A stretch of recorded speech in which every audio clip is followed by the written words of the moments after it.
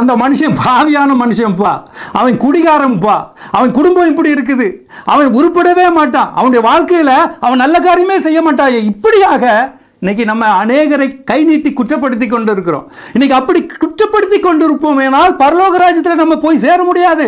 கெட்ட குமாரனை பாருங்க, தன்னுடைய பாவத்தை தகப்பனிடத்தில் அறிக்கையிட்டு தகப்பன் வீட்டுக்குள்ள போயிட்டான். ஆனால் அந்த மூத்த குமாரனை பாருங்க, காலம் முழுவதும் அவரோடு தான் இருக்கிறான்.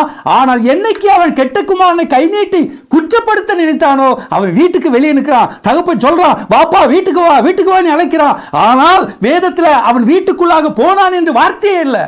பாருங்க, இன்னைக்கு அதே போலதான் நம்முடைய வாழ்க்கையிலும் மற்றவர்களை நாம் குற்றப்படுத்துவோம், ஆனால் பரலோக ராஜ்யத்திற்குள்ள நிச்சயமாக நம்மால போய் சேர முடியாது. இன்னைக்கு நாம கர்த்தரிடத்தில் ஒப்பு கொடுப்போம், ஆண்டவரே இனிமேல் பட்டு என்னுடைய வாழ்க்கையில யாரையும் குற்றப்படுத்த மாட்டேன்ப்பா, என்னுடைய வாழ்க்கையை சீர்தூக்கி பார்த்து உமக்காக நான் வாழ்றேன்ப்பா அப்படின்னு சொல்லி ஆண்டவரிடத்தில் நீங்க ஒப்பு கொடுங்க.